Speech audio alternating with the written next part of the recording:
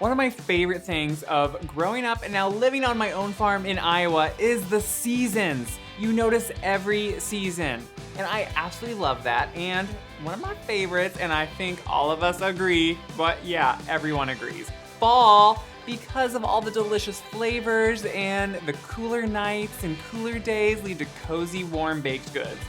And let me tell you something, with Halloween coming up, these, not scary at all, but absolutely delicious pumpkin cheesecake brownies are my go-to. A delicious, decadent chocolate brownie, slightly on the fudgy side, swirled with one of my favorites, pumpkin cheesecake filling. I mean, you guys, seriously, this is so good. It's good for any time of the year, but upcoming with Halloween, who needs candy when you have these? Throw that candy out and make these pumpkin cheesecake brownies.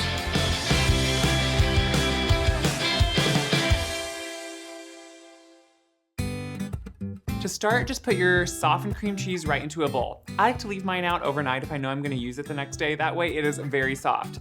Just kind of spread it around with a spatula, spread it out, make sure it's really softened. You could use an electric mixer, but come on, these are so easy. You don't need to. And if I don't have to dirty too many tools, I don't. Once that's spread around, you can just add your brown sugar. Mix that in, it's gonna help soften it even more and make sure it's really smooth. Then add your egg.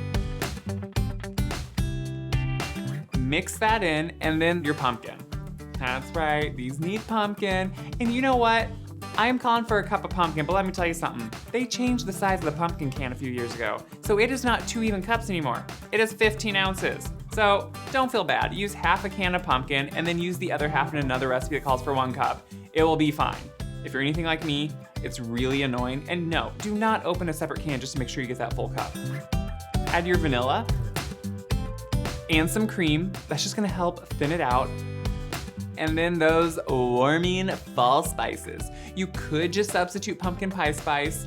I don't keep that on hand, so I just add some cinnamon and some allspice. Mix that together, make sure it's well combined, set it aside. Now for the delicious brownies. Start with your melted butter, add some regular white granulated sugar and some brown sugar. Mix that together till it's well combined. The melted butter is seriously gonna make these extra gooey and fudgy. Do I need to say more? No, I don't. It's gooey, fudgy brownies. Add vanilla. No, I don't measure my vanilla. Yeah, it's probably a good idea too, but I never complained about too much vanilla. Then your eggs. Whisk those in till they're well combined. Then I just use a big sifter and sift in my cocoa and my flour. And as you can see, my cocoa always has lumps. If yours doesn't, more power to you. I am proud of you. Mine always has huge lumps. Just press them through. And if you don't, and you leave those lumps, they don't usually bake out and you get lumps of cocoa on your brownie. That's not a happy brownie. It's a sad, lumpy brownie. As with any baked good, you need to make sure to add some salt and then some baking powder. Just gonna lighten them up, mix that in until it's well combined. Soon they're gonna turn from all that dry ingredients into a delicious, gooey brownie. Yes, I taste the batter.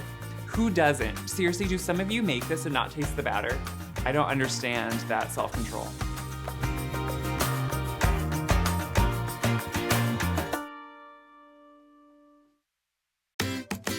Once all that is done and cleaned up, you can just fold in some chocolate chips.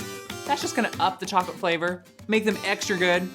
No one ever complained about chocolate chips being added to, well, anything. So fold those in.